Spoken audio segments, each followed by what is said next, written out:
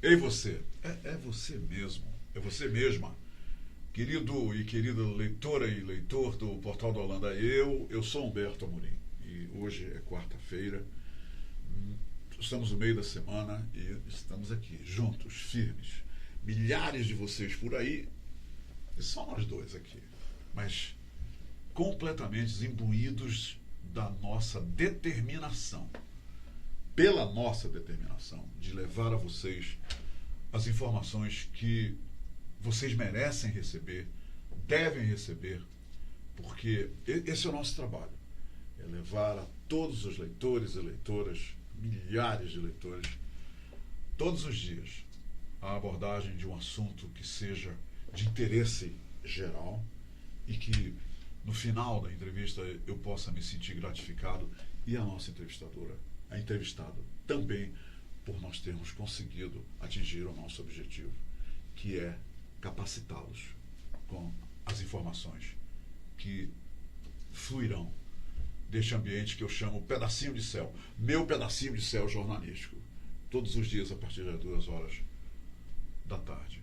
E fica melhor ainda o meu pedacinho de céu quando eu recebo uma capacidade, uma personalidade, como é o caso da doutora Larissa Figueiredo, que nos honra com a sua presença e que vai compartilhar os resultados da sua expertise com todos nós.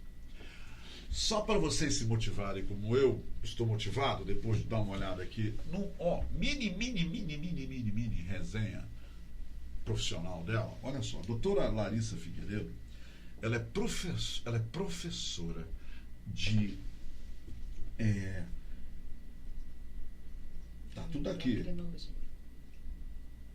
Endocrinologia e metabologia. Achei, eu estava procurando aqui, doutora, está aqui. Endocrinologia e metabologia. E a doutora tem graduação de medicina pela UFAM, a Universidade Federal do Amazonas, e ela teve residência médica no HUGV, no Hospital Getúlio Vargas, e também residência médica em endocrinologia e metabologia no Hospital Universitário de Brasília. A doutora já foi presidente da Sociedade Brasileira de Endocrinologia e Metabologia e ela tem mestrado em Ciências da Saúde. Entenderam? Essa é a grande personalidade que veio conversar com a gente. E nós a recebemos com muito entusiasmo, com muita alegria. Tá? Não saia daí, fique aí, porque eu estou aqui para aprender com ela. E você também. Né? Eu não sou médico, eu não fiz medicina. E você também não, né? Eu posso ser paciente a qualquer momento, você também, então é por aí que a gente vai levar essa entrevista. Tá legal? Vamos lá. Doutora Larissa Figueiredo, seja bem-vinda. Muito obrigada. A Hora do H. Olha o nome desse programa, A Hora do H, entendeu? Que pode ser muita coisa, a Hora do Portal da Holanda, a Hora do Holanda, a Hora do Humberto. Quer dizer, no fim dá tudo certo. Bem-vinda, doutora. Muito obrigada, muito obrigada mesmo. Um prazer, e a gente sabe da importância que são essas conversas, né? Como a gente já ia falando anteriormente, nem todos têm um acesso, né, a essa especialidade, uma especialidade que tem uma importância grande, né, em todo o contexto, desde a pediatria até os idosos, né? E aí hoje a gente vai focar um pouquinho mais na questão que é a campanha desse ano da gestante e tireoide. Doutora, o que é, primeiro, a endocrinologia? Eu queria que todo mundo entendesse essa palavra, eu tenho que tomar cuidado pronunciando.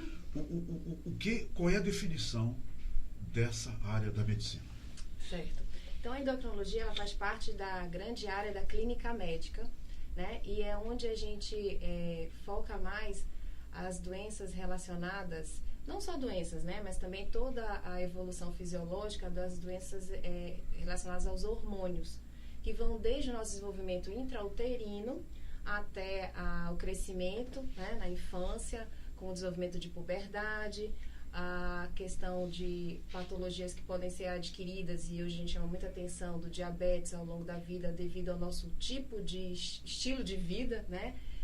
Questão que está sempre bastante em discussão da obesidade, passando por outras glândulas como a hipófise, que a nossa glândula mestra localizada bem no centro do cérebro, que comanda toda essa produção hormonal, comanda a própria tireoide, comanda os ovários, comanda os testículos, comanda as adrenais. Então, assim, na verdade é uma especialidade bastante ampla e ainda para pontuar, né, a metabologia. Então, por isso que a gente chama endocrinologia e metabologia. Então, o que é metabologia? A metabologia, dentro dos hormônios, a gente tem muita ação metabólica, né? Então, a gente tem efeitos biológicos finais no metabolismo. Então, por isso que se adquiriu esse nome, né? Então, a gente fala endocrinologia e metabologia. Porque, na verdade, estão muito intrínsecos, né? Os hormônios, eles têm ação metabólica, que vão desde o metabolismo, por exemplo, do peso, da frequência cardíaca, da manutenção da nossa temperatura térmica, né? Então, é bastante amplo. Doutora, nós temos uma função, foi o que eu entendi o que a senhora falou, primordial, que é a função hormonal, né? Quer dizer, ela é o centro da de endocrinologia. Tudo, não é? Uhum. É isso aí. Aí a senhora fala na glândula endócrina. Qual é a importância do bom funcionamento da glândula endócrina nesse sistema hormonal?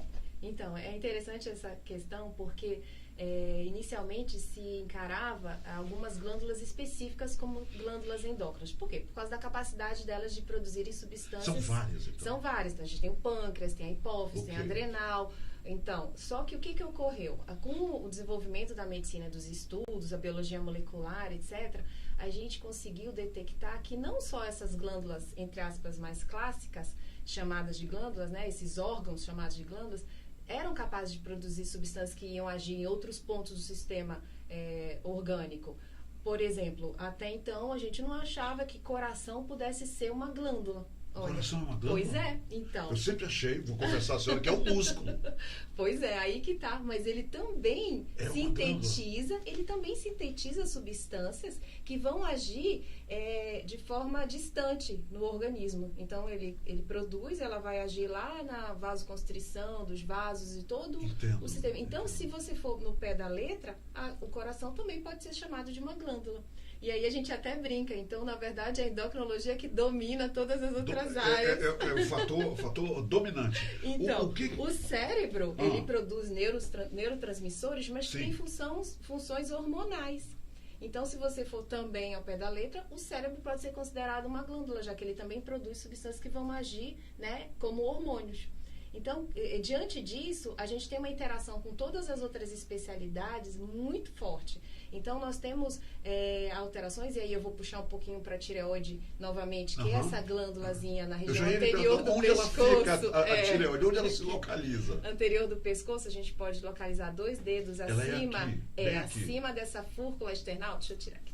Até para ficar mais fácil para o nosso. Obrigado, então, doutora. O meu pescoço é longo, é fácil. Então, a gente tem aqui a fúrcula external, 2 dedinhos acima, é nessa região aqui que ela se localiza. Tá? Aí está a tireoide. Abaixo do que também se chama de pomo de Adão, que né? nos homens é que mais nos homens expressivo, é mais né? fácil de localizar. Então, ela estaria nessa região aqui. Normalmente, ela é do tamanho entre mais ou menos de 6 a 15 centímetros cúbicos. Então, nós estamos falando de uma glândula. Então. É uma glândula, né? Uma das principais, né? Já de muitos anos estudada, muitos séculos.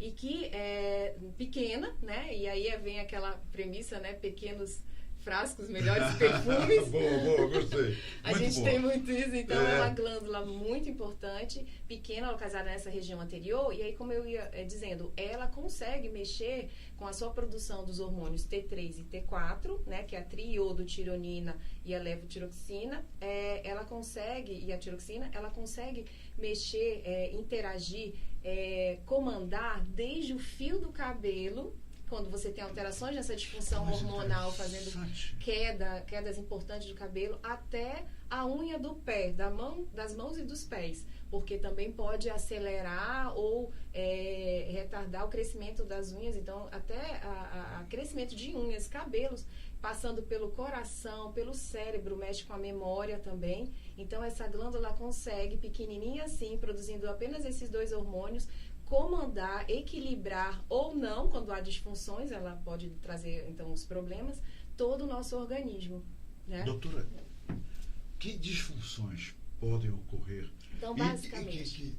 Se começar a acontecer alguma coisa errada aqui nessa nossa glândula, que disfunções podem ocorrer e os sintomas? Cite com alguns sintomas para a gente. Tranquilo. Então, a gente, basicamente, para ser didáticos, a gente pode dividir em excesso de hormônio, que a gente chamaria de hipertireoidismo, e falta de hormônio, hipotireoidismo. Entretanto, tem uma terceira situação que é importante a gente citar, que é a questão dos nódulos da tireoide, né? E aí ela tem uma certa importância porque muitas vezes são assintomáticos, mas 3% desses nódulos podem ser malignos. A né? glândula da tireoide, ela é cercada por nódulos? É isso? Não. Não é isso? Não é isso. Tá. A glândula está lá bonitinha, aí ela pode ter 3 problemas. Ela pode ter só alterações funcionais, que seria o excesso... Que tem que ser reguladas. Exato, né? que pode ser o excesso ou a falta do hormônio, então a alteração da função. Ponto, isso, ponto, parágrafo. Agora, ela pode ter também uma alteração de morfologia, formar nódulos, que não necessariamente vão alterar a função, não necessariamente. Entendi. Mas aí que está, assim, um certo perigo que a gente tem que ficar bem atento, é a questão dos nódulos, porque dentre esses, 3% podem, a gente tem uma prevalência de ser malignos, e aí a gente tem que agir de forma mais... digamos, agressiva no sentido de tratamento. Agora, certo? com a aparição dos nódulos, já começa a ter alguma diferença nas pessoas em alguma coisa que são sintomas daquilo que não deveria estar ali, que está ali? Então, existe isso, doutora? Então, é interessante porque é muito comum que a família, né, o familiar, observe, ou até mesmo a pessoa que se observa no espelho, né, ela verifique que tem alguma anomalia, né, alguma alteração. Então, ela verifica uma protuberância. Entendi. Ela é muito externa à tireoide, então ela tem essa vantagem, né? Então, um nódulo em tireoide a gente logo identifica, né, principalmente quando você tem um pescoço mais longo. Logicamente, se você tiver o pescoço mais curtinho e tal, aí fica um pouco difícil. Doutora, eu já vi pessoas com nódulos grandes. Isso, aí chega a esse ponto, chega a esse ponto e até mais, né? Hoje menos, porque felizmente o acesso está cada vez melhor, né?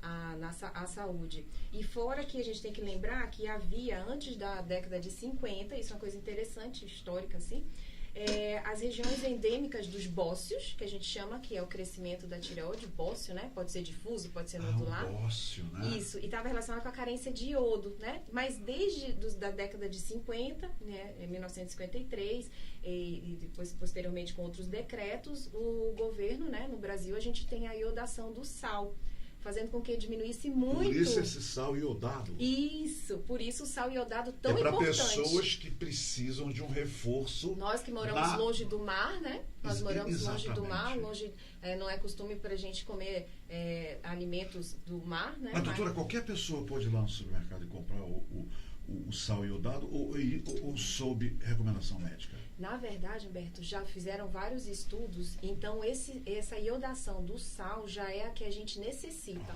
Então a gente não tem que se preocupar com isso. Quem não precisa... A gente usa o nosso sal, todo sal normal. De cozinha. Todo sal de cozinha é iodado, todo já é naturalmente iodado, né? E com fiscalização, tudo direitinho, claro. Porque a gente necessita, é como uma conduta de saúde pública, né? Claro. Então já existe essa recomendação e já é feito, e aí com isso nós temos já uma diminuição bastante da prevalência dos bócios. Isso, inclusive, é interessante porque a gente vê, de vez em quando, umas modas, né? Umas modas... Sim, em tudo, né? Tudo. Na nossa área, então, nossa... E aí, o que acontece? Que há uma ingesta de iodo. Não, você tá com essa tireoide, tome um iodo, tome gotas de iodo, tome alguma substância, que eu não vou dizer o nome, até para não dar ideia. No passado recente, isso acontecia. No passado recente, ainda esse passado desse ano, do ano passado. Olha só. São erros. A Sociedade, inclusive, Brasileira de Endocrinologia, tenta combater bastante, né, com a mídia, esclarecendo. Ela tem canais, né, a gente tem, inclusive, canais, se quem tiver interesse, @tireoide SBEM, SBEM, SBEM, né, onde tira algumas dúvidas, tem Twitter, tudo, para que realmente as pessoas, mesmo que não tenham acesso a um endocrinologista fácil, mas que ela possa, pelas redes sociais, né, que isso é uma coisa muito positiva, elas consigam tirar alguma dúvida de saber, olha, me prescreveram, às vezes médico ou não médico, que eu tomasse um iodo, eu devo tomar? E aí, de modo geral, a resposta é não, pegar não uma deve. segunda opinião, né? Isso, não deve tomar. Segunda Doutora, opinião... a gente ir no supermercado para comprar o sal iodado, assim, eu vou comprar, eu vou consumir, e é o mesmo que se automedicar, né? De certa forma. Se o médico não recomendar, porque tem lá aquele sal iodado escrito lá no pacote. Explique mas isso. Mas não te preocupa com isso, porque na verdade todo sal, como eu comentei, é iodado, e a gente tem que usar normalmente. Quer dizer, aquele sal iodado não é um sal especial para a tireoide. Ok. Explicado. Explicado. Ok. Lógico que o excesso de sal não deve ser usado até por causa da pressão arterial, né? Da hipertensão. Claro. A mesma coisa do excesso de açúcar. Isso, dizer, né? Aliás, açúcar e sal, assim, quanto menos, melhor, né? Melhor, né? Isso. Mas eu queria deixar todo mundo bem tranquilo que, assim, o nosso sal é iodado por critérios já rígidos, né? Do Ministério de Saúde, e a gente pode usar naturalmente. Não precisa comprar nada e ir atrás de um sal que é... Não, ele já tá... Inclusive, está escrito isso. Mas aí, continuando. Então, essa é uma questão importante. Não utilizar iodo de outras fontes, tá? Ok. Então, recapitulando, a gente tem, então, as disfunções hormonais, que seriam as disfunções de função, excesso e falta. E para você ter ideia, o hipotireoidismo, que é a falta de hormônio, numa população geral, chega a 10% de prevalência. Então, a gente tem uma prevalência alta. E aí, o que você me perguntou, qual seria a sintomatologia? Nessa situação, é uma pessoa que se apresenta cansada, indisposta, sonolenta, ela tem desmotivada, pode até entrar em depressão, uma constipação intestinal. Então, a dosagem do TSH, que é o nosso hormônio de rastreamento para saber se está tudo bem, é utilizada como screening, como rastreamento. E esse exame a gente faz nos laboratórios, exame de sangue simples, qualquer clínico pode solicitar, né? Qualquer médico clínico. TSH. Então, o paciente pode, inclusive, né? Ver o seu nível de hormônios, tudo isso é detectado. É detectado. E outra coisa, ele pode conversar com o seu médico de família, né? Um clínico geral, diz assim, doutor, eu vi uma entrevista, será que eu posso estar com hipotireoidismo? Porque eu ando muito cansada, não sei o quê. Não é ofensivo, né? Não é ofensivo. O médico, pelo contrário, vai dizer, não, você tem razão. Claro. Podemos investigar sim, e ele vai solicitar o TSH, né? Então, é algo interessante, até como nós que somos os principais... interessados na nossa saúde, que a gente converse, não é diferente de eu estar pesquisando no Google e sair querendo fazer uma tomografia, um exame assim que não tem nada a ver, né? Doutor Google, né?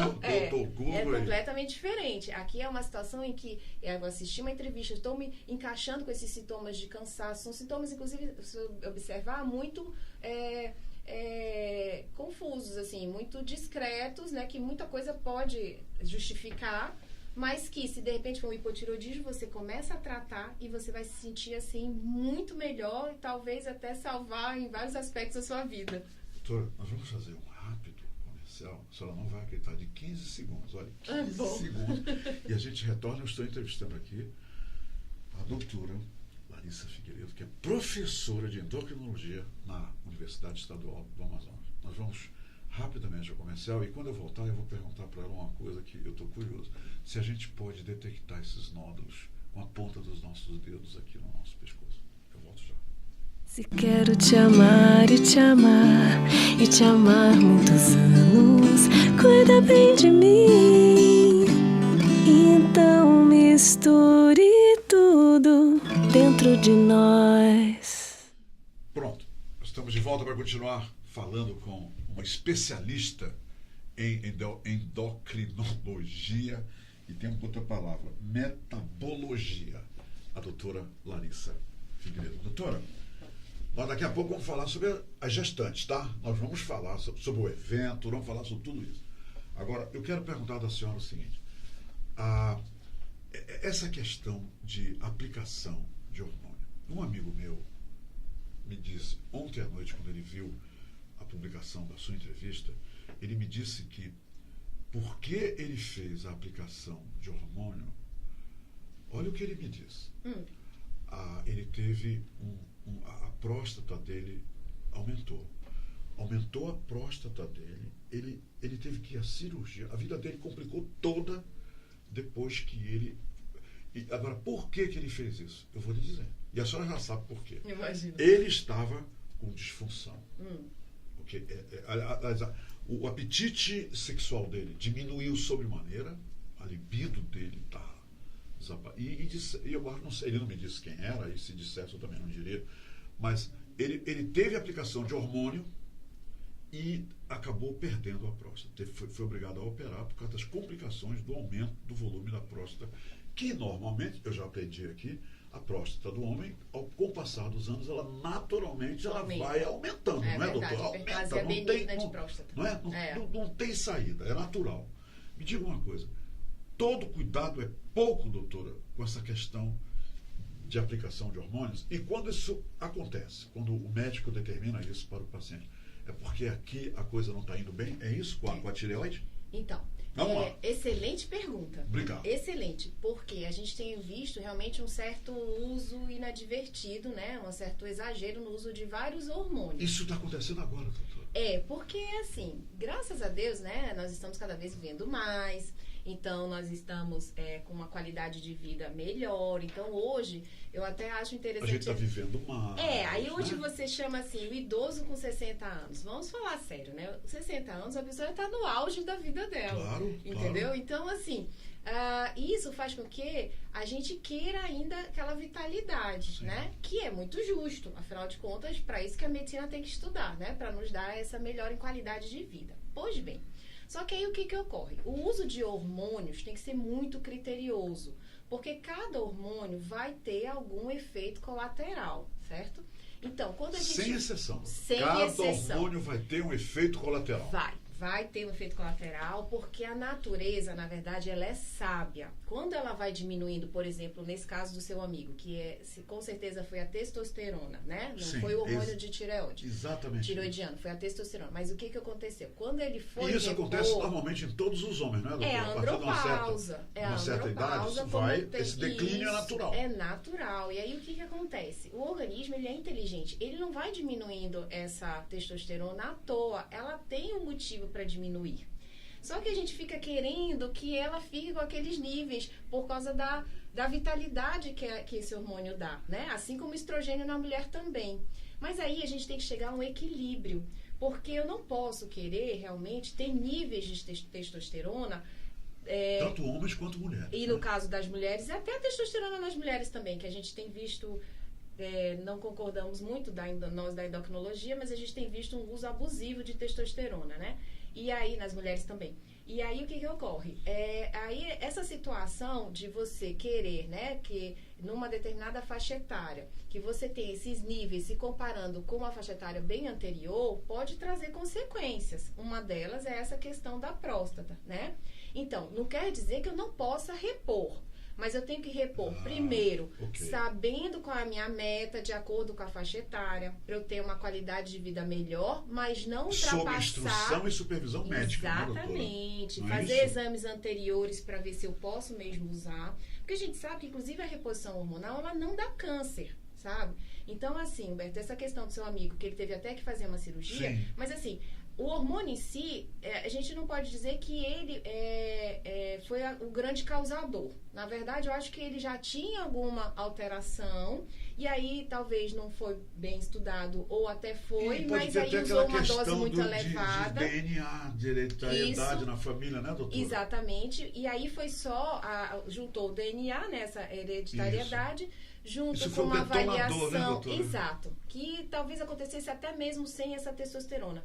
Mas o que eu quero deixar claro é o seguinte: tudo é questão de dose. Entre o veneno e o remédio, a diferença é a dose. Sabe as palavras, Então você pode usar um hormônio e ter excelentes resultados, e isso vale para a testosterona, para o hormônio tiroidiano, para o estrogênio, e daí o hormônio de crescimento, GH.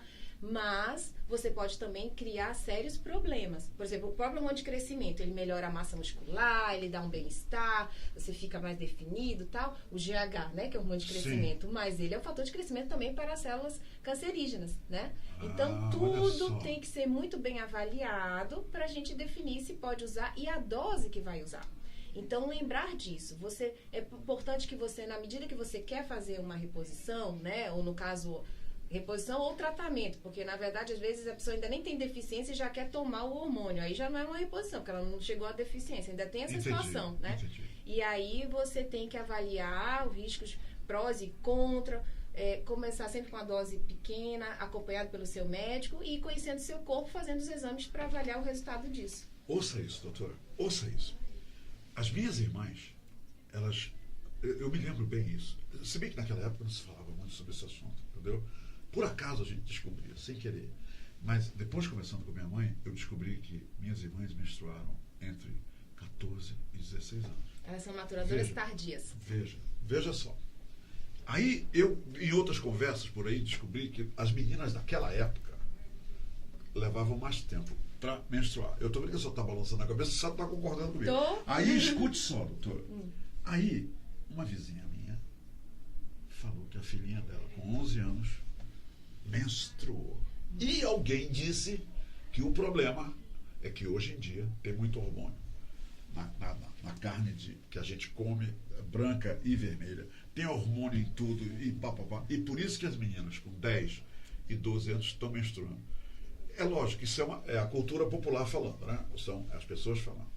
Agora, uma coisa é real. As meninas estão hoje, é uma impressão minha, menstruando mais cedo do que as meninas da década de 60. As meninas que nasceram na década de 50 levavam mais tempo para menstruar na década de 60. A senhora pode comentar isso, por favor? Com certeza, isso também é muito interessante. Isso é uma observação. Tem a ver com os hormônios, isso tudo que eu falei, né? Tudo a ver aqui com a endocrinologia. Com a endocrinologia, ótimo. Então, o que a gente observa? Tem alguns fatores aí. Realmente, há 50 anos atrás, vamos dizer, a gente tinha uma menstruação assim, mais tardia, também pelas condições nutricionais, tá? Okay. Então, hoje em dia, né, as condições nutricionais foram melhorando em alguns aspectos. Então, procede. As meninas da década lá de 60 levavam mais tempo para menstruar. Procede. Okay. Hoje em dia, tanto que é considerado normal uma menina que entre na puberdade, que a gente chama, né? Claro. Com em torno de 8, 9 anos de idade. Tá? A gente considera normal. Isso vai fazer com que ela menstrue, iniciado o processo, que envolve pubarca, que é o crescimento dos pelos, telarca. Aliás, o primeiro sinal é a telarca, que é o crescimento das mamas. Depois a pubarca, né? Que é o crescimento de pelos no corpo da menina. Isso. E no menino também, menino também, no caso do menino, a pubarca. E o final, no caso da menina, é a menarca, que é a primeira menstruação, certo? Okay. Que se dá em torno de 10, 11 anos, considerado hoje dentro da normalidade. Mas na verdade, isso hoje, né? Mas na verdade, a gente está vendo essa situação ocorrer com 6 anos, iniciando com 6 anos de idade. Aí já vira algo patológico, né? Aí não, tem alguma coisa aí, não é aceitável. Né? E aí foi se estudar isso. Poxa, por que está acontecendo? E aí nós detectamos, já existem muitos estudos no mundo sobre o que a gente chama de disruptores endócrinos. A gente não tem um interruptor de luz que ele acende, liga e desliga? Agora, imagina então um disruptor, que ele não sabe quando liga nem quando desliga. E de repente ele liga, sem ser a hora de ligar, né? Okay. Então a gente chamou de disruptor. E olha que coisa interessante. Isso é muito um dos principais, que inclusive já é proibido nos Estados Unidos, é o BPA, tá? Que é uma substância que tinha na mamadeira de plástico, na mamadeira. Olha só. Então a gente dando mamadeira, né, alimentando nossos filhos, a gente estava submetendo contato sem saber a essa substância BPA, né, bisfenol A, e que essa substância é um disruptor categoricamente já comprovado endócrino que dá uma puberdade precoce. Tanto para menino quanto para menina. Tanto para menino e para menina, né? E aí o que ocorre? Hoje é proibido, né? Então a gente tem as mamadeiras lá que chama BPA free, né? BPA negativa, assim. E no Brasil... Atenção às mães sobre isso, exatamente. Né? Não usarem mamadeira de plástico. Que não esteja escrito que é BPA free, livre, né? Exato. Porque isso pode ser um disruptor endócrino e precipitar uma puberdade precoce com outras consequências maiores, né? E aí o que ocorre? Muitas mães até voltaram a usar a mamadeira de vidro, né? É verdade, as mamadeiras de vidro eram mais certas. As mães tinham que colocar na água quente para desinfectar. Oh, meu Deus, isso é verdade. Você vê que assim, quando você falou da questão popular, né, eu respeito muito a sabedoria popular. Sim, claro. Se você for atrás, sempre tem um fundo de verdade. Tem ali uma coisa, né, que é interessante. A senhora vai ser uma das condutoras da semana da... Sim. Que vai, olha lá, eu decorei as datas, 22, 23 e 24 de maio. Né? Agora, mês de maio. Mês de maio. Diga tudo o que a gente precisa saber sobre essa semana da endocrinologia voltada para o tema. Vou ver se eu decorei bem a lição. Da tireoide. Da tireoide na gravidez. Isso, não é isso? É. Olha só o que eu descobri, que a tireoide ela tem uma função normal, mas na gravidez ela trabalha com... Ela é mais ativada, requisitada, né, pelo organismo, e isso pode afetar a mamãe e o bebê. Isso. Eu falei certo? Certinho. Por quê? Fale tudo sobre essa semana pra gente. Dia 25 de maio é o dia que foi determinado, né, em conjunto com as sociedades mundiais de endocrinologia, OMS, etc., como um dia para se chamar a atenção para a tireoide. Só que assim, não ficou só em um dia, a gente terminou aumentando para uma semana, bacana, né? Bacana. Então, a Sociedade Brasileira de Endocrinologia e Metabologia, e aí na nossa figura da Regional Amazonas, vem, né, a mídia procurando nossos parceiros, né, as pessoas preocupadas realmente em divulgar, né, assuntos tão importantes da nossa saúde, vem chamar, então, para falar sobre essa glândula tão importante. Só que esse ano, mais especificamente, na gestante. Por quê? Porque vem desde a fase da pré-concepção a importância da tireoide estar bem controlada, caso essa mulher tenha algum problema já diagnosticado, para poder engravidar, porque a gente sabe que pode até dificultar se ela não estiver bem acompanhada, passando pela fase da formação do sistema neurológico do bebezinho, porque nos 3 primeiros meses o bebê não tem tireoide, então ele usa o hormônio da mãe. E aí, se essa mãe não tem uma produção esse aumento correta... de produção, é isso? Exatamente, porque vai produzir para ela e para o bebê.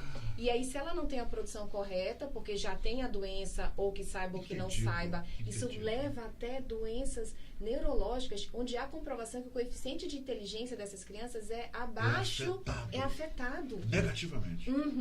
Sendo que, por quê? Porque não foi avaliado, né, esse hormônio tiroidiano da mãe, e aí, olha só, a gente perdeu uma janela de oportunidade para evitar complicações, né, para aquela outra vida que vai vir, né. Então, passando por toda essa importância, né, de toda a gestação, e ainda, posteriormente ao nascimento, o teste do pezinho, que eu queria até chamar a atenção, não faz muito parte da chamada, né? Porque ele foca mais em gestação, mas o teste do pezinho... É importante. Olha essa frase. A deficiência mental relacionada com hipotireoidismo congênito, que é um dos... Congênito quer dizer que a mãe passou pro bebê. Não, congênito é que o bebê nasce com essa malformação. Ok. Uma outra situação. É a deficiência mental que mais pode ser reversível, né? Que a gente tem um melhor resultado quando detectado precocemente, para que aquela vidazinha ali que está começando não tenha consequências neurológicas graves ao longo da sua vida. Precocemente, mais perto possível do nascimento do bebê. 3º a 5º dia de nascimento tem que ser colhido o teste do pezinho, onde tem ali o teste do TSH, né? Que ali, dosando o TSH, nosso de novo amigo TSH, a gente detecta, e iniciando aquele tratamento, aquela criança pode ter uma vida normal ou não, se não for detectada. A ponto de ter uma deficiência grave neurológica e retardo, né, e deficiência, atraso, todo o desenvolvimento mental daquele serzinho ali, só porque não foi feito esse teste. Aí você pensa, então é muito fácil, é só fazer esse teste, né? É só a gente fazer o teste. Pois é, mas a gente tem muita dificuldade. Por quê? Porque muitas mães do interior do nosso estado, muitas mães daqui, mesmo da capital, mas que aí tem alta, né? Elas vão para casa no 2º dia, geralmente com 48 horas já tem alta e vai para casa. Elas não têm nem recursos financeiros para voltar a um laboratório e colher esse exame, né? E aí, com isso, esse bebê, como é muito difícil o diagnóstico precoce sem o exame de sangue, ela vai passando, a mãe foi uma mãe de primeira viagem, pode nem perceber que ela tem alguma patologia, e quando vai ver, já tem 1 ano de idade, a criança não está crescendo direito, é que vai perceber, a gente já perdeu neurônios.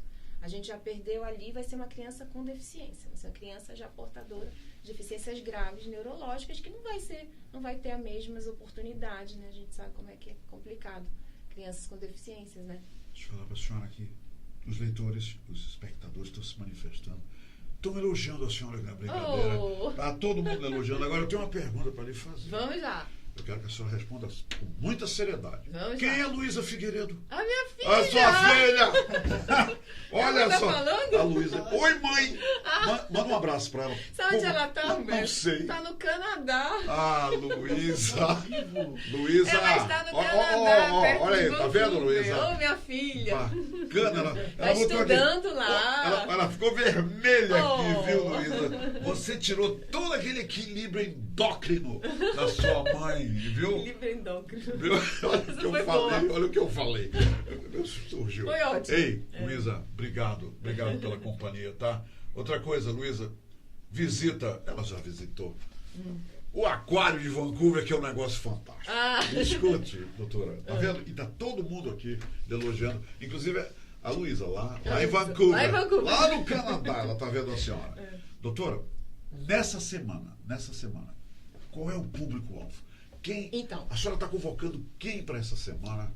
Aí As das gestantes, mães? né? Então, voltando para nossas gestantes. Então, a ideia realmente é que a gente chame a atenção para as mulheres que estão em idade fértil, que estão com intenção de engravidar. Ah, elas são e já... convidadas a participar, que legal. A gente está fazendo alguns bate-papos, né? Então, eu vou até daqui a pouco Não, falar os não, locais. fale logo onde vai Já ser. falo? Bora lá. Então, Porque aí já vamos tá lá. no, né? Isso, peguei uma colinha aqui. Olha a cola. Cola boa, essa é cola boa. É cola do bem. É do bem. Então, dia 20, né, de maio, no auditório da Drogaria Pague Menos, na Avenida André Araújo, tá? Peraí lá, devagar. Vamos lá. Auditório da Drogaria Pague Menos, Menos, na Avenida André Araújo. É aquela que passa, aquela avenida que passa ali na frente da TV Amazonas, né?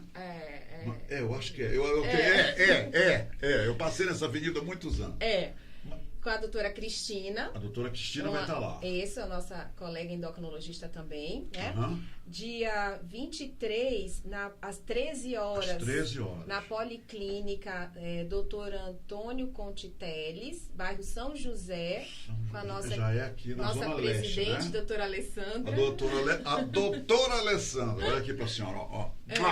Obrigado, viu, doutora, por tudo, por ter desenhado magnificamente essa entrevista para mim. Verdade. Ela só me entregou no Pires já. E dia 29 de maio, a doutora Débora estará no auditório. Serão 3 lugares diferentes, né, doutora? 3 locais para a gente tentar pegar assim o maior público, né? Muito bacana. E no auditório do Laboratório Seibin, que é no Parque das Laranjeiras, aí será à noite, às 19h30. Então a gente não tem nem desculpa para quem tem horário de trabalho, né? Porque tem às 17... convidando todas as mães, principalmente as gestantes. Principalmente as gestantes, que é o nosso foco, mas também todas Sim, que tenham claro, alguma dúvida, tenham dificuldade, né? Principalmente as pessoas que têm dificuldades realmente de falar sobre a tireoide, né? A ideia é que a gente possa acolher, né? E de alguma forma melhorar, esclarecer, ajudar nesse sentido, como uma entidade que nós somos da Sociedade Brasileira de Endocrinologia, e a gente tem essa responsabilidade, né? Nós temos a responsabilidade também a gente não consegue resolver todos os problemas, mas a gente pelo menos tenta esclarecer da melhor forma possível, né? A qual eu tenho muito orgulho de participar, que é a nossa Sociedade de Endocrinologia, e vai ser um prazer recebê-los. É gratuito, entrada livre. Ótimo. Eu não sei o número de pessoas, mas quantas pessoas puderem ir, ótimo. Apareça, esqueça esse negócio de número, tá? Esqueça esse negócio de número. A gente vai. Tá? Doutora, deixa eu lhe falar aqui uma coisa. A senhora falou uma coisa que ficou na minha cabeça. Quando a senhora falou, a palavra é bócio, né? Bócio, é um crescimento da tireoide. Bócio, aquele estufamento, aquela coisa, né? Aquilo só diminui com a aplicação de hormônio, doutora? Não, muitas vezes a gente tem que operar. Tem que partir para cirurgia, né? Nós temos a possibilidade de uma cirurgia, nós temos a possibilidade de um iodo radioativo. Existe um tratamento com iodo radioativo. Quer dizer, cirurgia resolve aquilo também. Cirurgia, iodo radioativo e às vezes medicação, dependendo do volume, às vezes você tem que fazer algo mais agressivo, né? No caso, uma cirurgia. Olha, invasivo, né? Eu mexi aqui, mudou, o Paulo está me fazendo sinais. Toda tá aí. Toda a sua família tá. Mas eu te falei. Olha que eu mexi aqui, não sei o que eu mexi. Quem? Mas... Lídia. Minha sogra. Olha aí, olha só, olha aqui. Eu mexi aqui, aí eu desvirtuei. Aí eu só vi a Luísa, né, que está lá em Vancouver. Muito bem. Bora ver aqui. Bora ver juntos, doutora? Vamos. Olha aqui. Excelente, doutora. Olha, ela é a melhor endocrinologista de Manaus. Aí, olha, a Lídia Gil Figueiredo. Parabéns, minha mãe. Olha, minha sogra. A senhora tá vermelha, doutora. Né? Parabéns, minha nora. Olha só. Eu vou falar uma coisa só pra senhora, dona Lídia. Que nora, hein? Olha aqui. Maravilhosa essa sua nora, tá bom? O meu Tô pai falando deve só pra senhora. também. E cadê o pai dela? Meu pai deve estar em algum lugar, não sei. Deve estar, né? Olha Mas só, ele todo diz- mundo dizendo que a senhora é a melhor endocrinologista de Manaus. toda a família, né, gente? Toda a família. Olha que coisa linda mesmo. A esposa do meu grande amigo Ernesto Gil Costa, Ernesto Costa, ela disse que não tem uma ginecologista, uma endocrinologista melhor do que a senhora, mano. Não tem. Não tem. Galera do Rio de Janeiro assistindo, né, Catarina? A galera do Rio de Olha! Janeiro, essa ferramenta da internet É muito fabulosa, né? fantástica. A gente está em todo canto ao mesmo tempo fantástico. e isso nos gratifica demais. E no Rio a gente também tá com a campanha. A Rosana é minha cunhada. Olha só. É que a família é distribuída. A família está toda espalhada e toda em conjunto aqui assistindo. Legal. Que prazer Obrigada. imenso. Seria de nós ser a nossa família. Que seria de lá. Acabou a entrevista, ela não para de rir agora. Agora não Tanta para de- felicidade. Ela tá vendo no meu pedacinho do céu? Realmente é um pedacinho Aqui do só céu. felicidade, só coisa boa. Doutora Larissa, foi primeiro um prazer conhecê-la, tá bom? Igualmente. Mas na verdade não me surpreendeu, porque a doutora Alessandra, ela deveria ser a sua assessora de imprensa. Ela falou. Falou muito bem da senhora, e justamente, muito obrigado. Obrigada, por foi ter um vindo aqui prazer. E conversar. não esquecer, quem puder participar desses outros eventos, Vamos repetir. né? Então, dia 22, 20... 23... dia Tá. 20 20 na drogaria, no auditório da Drogaria Pague Menos, dia 23 no Policlínica Dr. Antônio Conte Teles, no São José, e dia 29 no auditório do SEIB, às 19h30. Todo E mundo qualquer coisa a convidado. gente coloca depois no... E todo mundo site, tem que todos usar convidados. Rexona, tá? Ah. Porque... Vai caber todo mundo. Vai caber todo Eu mundo. entendi. Entendeu, Eu doutora? Entendeu? Entendi. Então muito tá bem. bom. E as nossas queridas gestantes, não esquecer de dosar, né? Conversar com seus obstetras. Com certeza eles já estão bem atentos, mas já ficar de olho realmente no TSH e acabar com aquela premissa assim, porque eu tô grávida, eu não posso tomar nenhuma medicação. No caso do hormônio da tireoide, se você já tem um diagnóstico e você já foi prescrito, você tem que tomar sim, manter e às vezes até aumentar a dose. Então, lembrar disso que é muito importante, tá? Porque a gente tem essa ideia, né? Tô grávida, não posso tomar nada, aí paro de tomar o remédio. Bacana, Aí daqui a 3 meses é que eu chego no obstetra. Não. Continue seu hormônio tiroidiano. Muito bom, muito bom. Pá. Obrigado, doutor. Obrigada. Prazer. Ei, gente. Pronto. Eu não falei pra vocês? Falei pra vocês. Aqui é o seguinte, a gente mata a cobra e mostra a cobra, tá? Olha só, não falei que ia ser uma excelente entrevista? Gente, falando sério, muito obrigado a todos vocês que prestigiaram essa entrevista e principalmente toda a família da doutora. É bom ter família grande, né? Larissa Figueiredo, que está lá no Canadá, está lá no Rio de Janeiro, olha só, no Globo. Meu pai tá em espalhado. Brasília. Em Brasília, entendeu? Muito obrigado, gente, a todos vocês. Amanhã nós estaremos de volta e ouça só, doutora, amanhã é a Quinta Cultural aqui. Amanhã só se fala de cultura, só Poxa. cultura. E Excelente. eu estou trazendo um artista local, um artista manauara, que eu tenho a maior admiração por ele, Rui Machado. O artista plástico Rui Machado, que está com uma exposição lá no Museu Amazônico lindíssima, premiadíssimo, e amanhã vai ser assim, alegre como foi a entrevista com a doutora Larissa, tá bom? O Rui Machado vai daqui para falar da sua vida artística, da sua arte e tudo mais, e isso é legal. O quadro de Monet hoje, aliás ontem, foi leiloado por milhões e milhões de dólares. Quer dizer, a arte é uma coisa importante. Rui Machado amanhã vem aqui com a gente, tá? Para todos os membros da família da doutora Larissa, um beijo grande. A audiência estourou nessa família hoje da Hora do H. E a todos vocês que nos prestigiam. Obrigado. Até amanhã, gente.